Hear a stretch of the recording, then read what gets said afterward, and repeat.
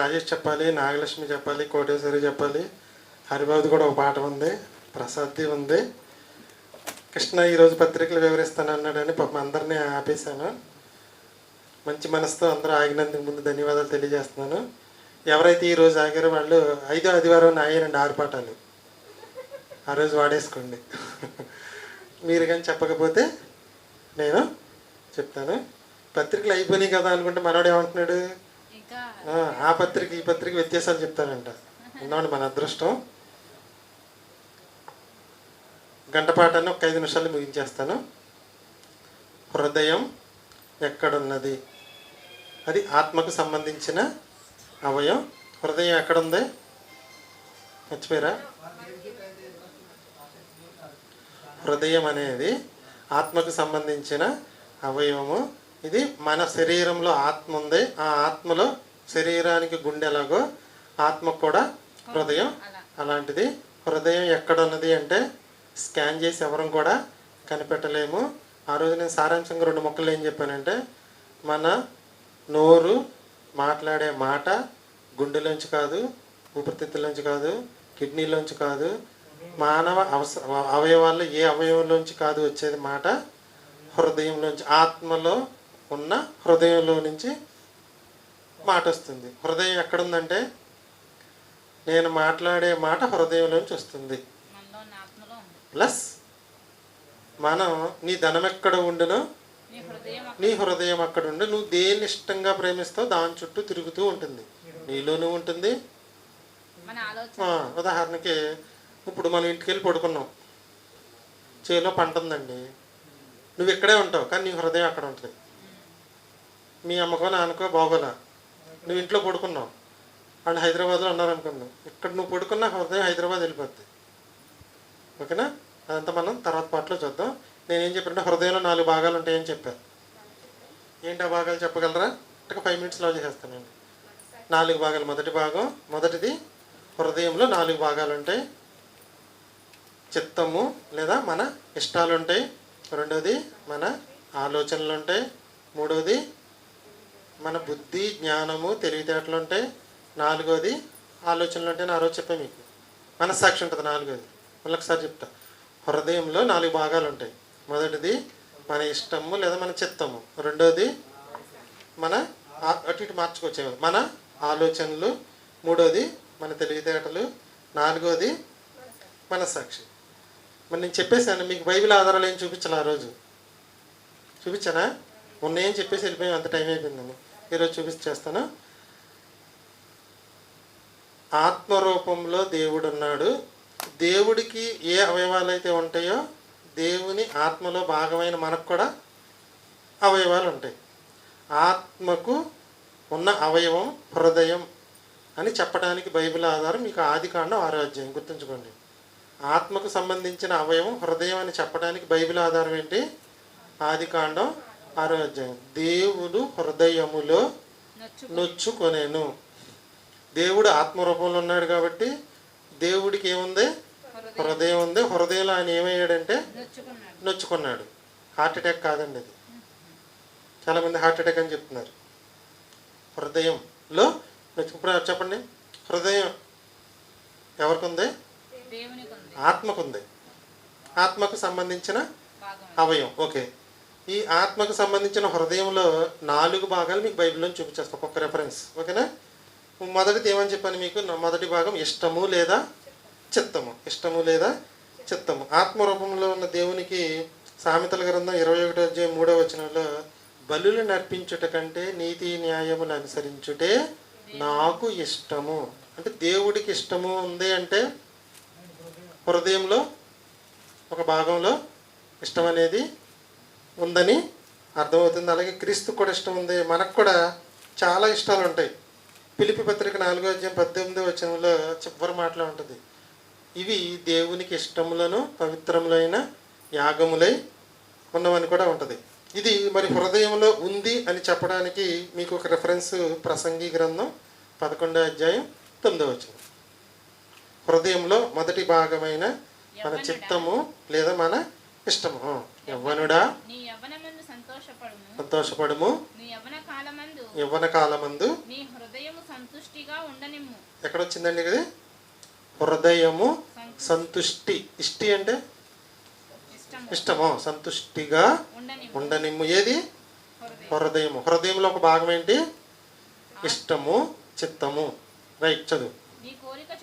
నీ కోరిక చొప్పును నీ దృష్టి యొక్క ఇష్టము చొప్పునను ప్రవర్తింపుము. అయితే వీటన్నిటిని బట్టి దేవుడు నిన్ను తీర్పులోనికి తెచ్చునని జ్ఞాపకం ఉంచుకొనుము. అంటే హృదయంలో ఒక భాగం ఏంటి? ఇష్టము. ఓకే. రెండోది ఏం చెప్పాను? మనం ఏది ఇష్టపడతాం దాని గురించే ఆలోచిస్తాం. ఓకేనా? మళ్ళీ అది కూడా అంతే. ఆదికాండంలోకి వెళ్ళాలి మనం. 6వ అధ్యాయం 5వ వచనం. నరుల యొక్క హృదయ ఆలోచనలు ఎల్లప్పుడూ చెడ్డవి. హృదయంలో ఏముంది? ఇష్టంతో పాటు ఏముంది? రెండోది ఆలోచన. తీస్తారు రిఫరెన్స్ అక్కర్లేదా? ఆదికాండం 6వ అధ్యాయం 5వ వచనం మీకు తెలిసిందే. నరుల చెడుతనము భూమి మీద గొప్పదని వారి హృదయం యొక్క తలంపులు. తలంపులు ఎక్కడున్నాయి ఇప్పుడు? హృదయంలో ఉన్నాయి. అర్థమైంది కదా మీకు? మరి అక్కడ తలంపులను ఉన్నాయి కదండి, ఆలోచనలు లేవు కదా అంటే రిఫరెన్స్ ఏంటంటే యోబు గ్రంథం, సామెతల గ్రంథం 19:21 చూడండి. సామెతల గ్రంథం 19 అధ్యాయం 21 వచనం. సామెతల గ్రంథం 19 అధ్యాయం 21 వచనం. సరిపోద్దండి? ఎక్కడ ఉన్నాయి ఆలోచనలు? నరుని హృదయములో ఆలోచనలు. అలాగే హెబ్రీ పత్రిక 4:12 చూడండి. హెబ్రీ పత్రిక 4వ అధ్యాయం 12వ వచనం. ఇది చాలా బలమైన పాఠాలండి. ఎందుకనగా దేవుని వాక్యము బలము గలదై కంటెను వాడిగా ఉండి ప్రాణాత్మలను కీళ్లను మూలుగును దూరుచు హృదయము యొక్క తలంపులను వచ్చేసింది. రెండు వచ్చేసినాయి ఇక్కడ మీకు. హృదయంలో ఏమున్నాయి? తలంపులోనే ఆలోచన. రెండు ఒకటే. తలంపులన్నా ఆలోచనలన్నా ఒకటే. ఇప్పుడు హృదయంలో ఏముందని చెప్తుంది బైబిల్? దేవుడికి హృదయం ఉంది. దేవుడు ఆత్మరూపంలో ఉన్నాడు. మనం కూడా ఆత్మ ఉంది కాబట్టి మనకు కూడా హృదయం ఉంది. హృదయంలో 4 భాగాలు ఉన్నాయి. ఒకటి ఇష్టము, ఒకటే ఇష్టము. రెండోది ఆలోచనలు. మూడోది ఏంటి? తెలివితేటలు, బుద్ధి, జ్ఞానము, యుక్తి, వివేకము ఉంటుంది. మనం ఏది ఇష్టపడతామో దాన్ని ఆలోచిస్తాము. ఆలోచించిన తర్వాత దానికి ఏం జోడిస్తాము అంటే మన యొక్క తెలివితేటల్ని, మన యొక్క జ్ఞానాన్ని, మన యొక్క బుద్ధిని దానికి ఉపయోగించి ఆ పని చేస్తాం. చేసిన తర్వాత అది తప్ప ఒప్పు అనేది ఎవరు చెప్తారంటే మనకి మనస్సాక్షి చెప్తుంది. మూడోది ఏంటి? బుద్ధి, జ్ఞానము, యుక్తి, వివేకము, తెలివితేటలు. సామెతల గ్రంథం 15:24 ప్రకారం బుద్ధిమంతుడు పరమునకు పోవు జీవ మార్గమున నడుచుకొనును. బుద్ధి అనేది దేనికి సంబంధించిందండి? ఇది హృదయంలో ఒక భాగం. ఓకే. 2వ దినవృత్తాంతాలు 1వ అధ్యాయం 11వ వచనంలో సొలొమోను గారికి దేవుడు నీకు ఏం కావాలని అడిగితే ఈ ప్రజలను పరిపాలించుటకు తెలివియు జ్ఞానము, మంచిగా పరిపాలించే అనుభవం కలిగిన జ్ఞానాన్ని ఇవ్వమని దేవుణ్ణి అడుగుతాడు. అది కూడా ఎక్కడి నుంచి వచ్చింది అంటే హృదయంలో నుంచే వచ్చింది. దానికి రిఫరెన్స్ యోబు గ్రంథం 38:36. అంతేనండి, అయిపోద్ది. యోబు గ్రంథం 38:36 మీకు అర్థం అవడానికి సింపుల్గా చెప్పేస్తున్నాను. యోబు గ్రంథం 38:36 తీయాలండి. ఇది యోబు గ్రంథం 38:36. అంతరింద్రియములలో జ్ఞానముంచిన వాడెవడు? హృదయమునకు. సరిపోద్దండి. హృదయంలో ఇష్టం ఉంది, హృదయంలో ఆలోచనలు ఉన్నాయి, హృదయంలో తెలివి. 3వ భాగం కూడా వచ్చేసింది. మనిషికి తెలివితేటలు కావాలి అంటే ఏం చేయాలందండి బైబిల్ గ్రంథంలో? సామెతల గ్రంథాన్ని యవ్వనస్తులు బాగా చదువుకుని బాగా బట్టి పెడితే జ్ఞానం వస్తుంది, తెలివి వస్తుంది, బుద్ధి వస్తుంది, అన్నీ కూడా రావడం అనేది జరుగుతుంది. ఇదంతా కూడా మీకు సామెతల గ్రంథం 1వ అధ్యాయం 4వ వచనం, 22వ అధ్యాయం 21వ వచనం, 2వ అధ్యాయం 6వ వచనం, 5వ అధ్యాయం 2వ వచనం, 16వ అధ్యాయం 23వ వచనంలో ఉంటుంది. ప్రసంగి 2:21 చూడండి. ప్రసంగి 2:21. ప్రసంగి గ్రంథం 2వ అధ్యాయం 21వ వచనం. ఒకడు జ్ఞానముతోను. జాగ్రత్తగా వినాలని మాట ఎవరు చెప్తున్నారంటే సొలొమోను గారు చెప్తున్నాడు.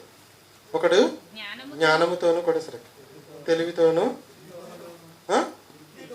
యుక్తితోనూ బయటికి వెళ్ళి మాట్లాడు. ప్రయాసపడి సరిపోద్ది. ఎక్కడున్నాయి ఈ 3? హృదయం. హృదయానికి ఇష్టం ఉంది, ఇష్టం చొప్పున ఆలోచిస్తాము. ఆ ఆలోచనల ద్వారా మనం పని చేయడానికి ఏం వాడుకుంటామంటే బుద్ధిని, జ్ఞానాన్ని, తెలివితేటలు వాడుకుంటాం. 4వది ఏంటి? ఈ తెలివితేటలు మనం పని చేసేస్తాం. చేసేసిన తర్వాత మనస్సాక్షి చెప్పిద్ది ఏమని? ఇది తప్పు చేసావు, లేకపోతే ఉప్పు చేసావు, లేకపోతే అలా చేయాల్సింది, ఎలా చేయాలి. దానికి కూడా ఒక రిఫరెన్స్ మీకు తెలుసు. యోహాను సువార్త 8వ అధ్యాయం మనం మీరు చదివేశారు, నేను చెప్పట్లా. హృదయం ముందు నరకబడిన వారై వారి మనస్సాక్షి చేత వారు గర్దింపబడిన వారై. ఎవరు ఎక్కడ గర్దించిందంటే హృదయం. ఓకేనా? దీనికి కూడా రిఫరెన్స్ చూపించండి. మళ్ళీ ఏముంటుందంటే మీకు రోమియోలకు రాసిన పత్రిక 9వ అధ్యాయం 3వ వచనం, 2వ అధ్యాయం 15వ వచనంలో నా మనస్సాక్షి అది ఆత్మకు సంబంధించిన అవయవమైన హృదయంలో ఒక భాగము. మీకు 1వ పేతురు పత్రిక 3వ అధ్యాయం 15వ వచనంలో నిర్మలమైన మనస్సాక్షి మన హృదయములను ఎలా నీడని రాయడం అనేది జరుగుతుంది. కాబట్టి యోహాను సువార్త 8వ అధ్యాయం ప్రకారం మనస్సాక్షి గద్దిస్తే ఎవరు కూడా రాయేయకుండా వెళ్ళిపోయారు. అర్థమైందని అనుకుంటున్నాను.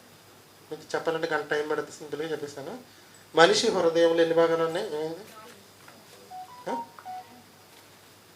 మనిషి హృదయంలో 4 భాగాలు ఉన్నాయి. 1 ఇష్టము లేదా చిత్తము, 2వది ఆలోచనలు, 3వది జ్ఞానము, బుద్ధి, తెలివితేటలు, 4వది మనస్సాక్షి. ఈ 4 భాగాలు కలిపి హృదయం. హృదయం ఎవరికుంది? ముందు దేవుడికి ఉంది. ఆ హృదయానికి ఏమొచ్చింది? నొప్పి వచ్చింది. హృదయంలో నొచ్చుకున్నాను. కాబట్టి చెప్పిన హృదయంలో ఉన్న 4 భాగాలకి మీకు ఏం చూపించాను? బైబిల్ ఆధారాలు చూపించాను. సరే బాబు గారు ముగింపు ప్రార్థన చేస్తారా? ముగించుకోండి. ఇంకా 2 భాగాలు ఉన్నాయండి. హృదయం అనే సబ్జెక్ట్ అండి, నేను బైబిల్ నుంచి చూస్తే నాకు ఎదురుగా పెద్ద కొండలాగా కనపడింది. అంత ఉందో హృదయం గురించి. నేను కొంచెం చెప్పాను. వచ్చేవారం ఒక భాగం చెప్పి ఆపేస్తాను, తర్వాత చూసుకుందాం. తర్వాత పాఠం పేరు చెప్పేస్తాను, మీకు ఆలోచించుకోండి. మనస్సు ఎక్కడుంది? బాగుందండి. ముగింపు ప్రార్థన చేస్తాను.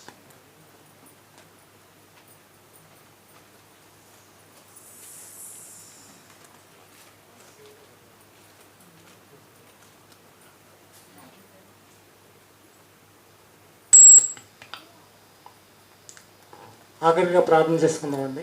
మహాపరిశుద్ధుడు అయిన తండ్రి, మీకు వందనాలు, స్తోత్రాలు ఆయన. ఇప్పటి వరకు ఈ లేఖనాల్లోంచి ఆయన తిమోతి 2వ పత్రిక ఎవరైనా హృదయంలో ఉన్న 4 భాగాలను కూడా ఉన్నాయని మేము నేర్చుకున్నాం తండ్రి. మరి ఇటువంటి మాటలు మేము నేర్చుకొని మా హృదయంలో భద్రపరుచుకొని అనేక మందికి నాయన నీ మాటలు చెప్పగలగటానికి సహాయం అందించండి. 2 పత్రికలు ఎవరైనా మరి మేము ఆలోచించాము నాయన, చక్కగా మరి నీ బిడ్డ చెప్పడం జరిగింది తండ్రి. అటు జ్ఞానం మేము సంపాదించుకొని నీ కొరకు బ్రతికి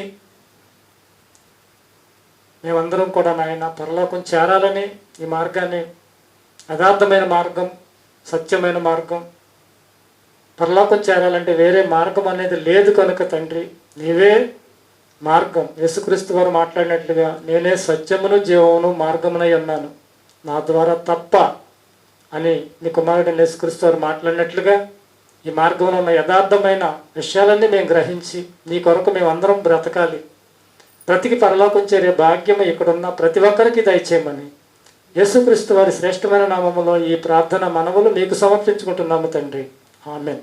మన తండ్రి అయిన దేవుని దయ, కుమారుడైన యేసుక్రీస్తు వారి కృప, పరిశుద్ధాత్మ దేవుని సావాసము సదాకాలము మన అందరికీ తోడై ఉండి నడిపించునుగాక. ఆమేన్.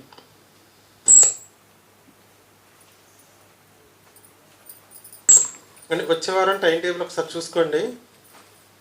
ఉదయం సర్వేశ్వరరావు గారు, రాజేష్, కోటేశ్వరి, సాయంకాలం హరిబాబు, ప్రసాద్, లక్ష్మి.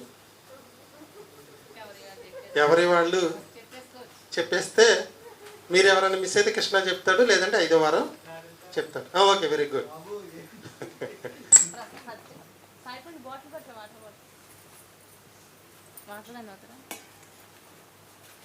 నేను పొద్దున్న వచ్చి తెస్తాను, వచ్చేసేయండి.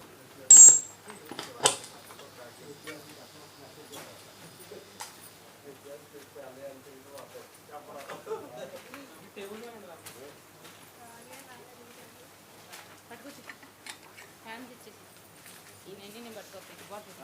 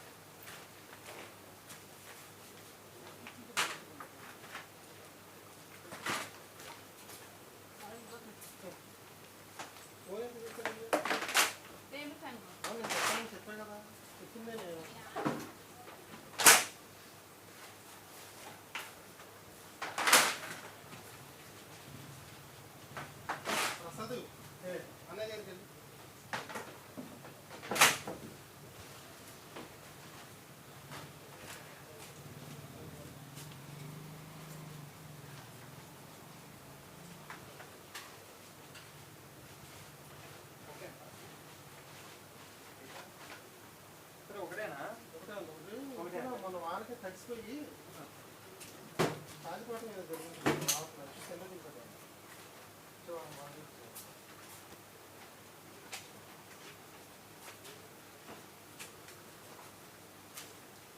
తలకాయ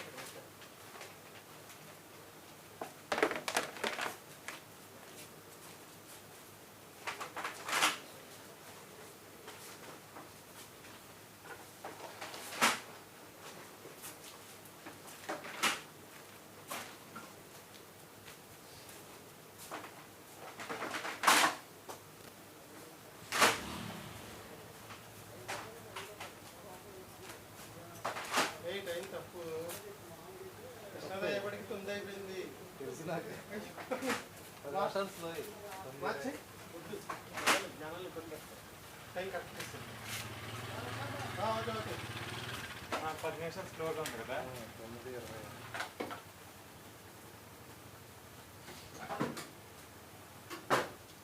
కట్ చేస్తావుగా. ఎందుకన్నా రాలకుంటున్నాను. ఎందుకన్నా 2 నిమిషాలు తీసాను.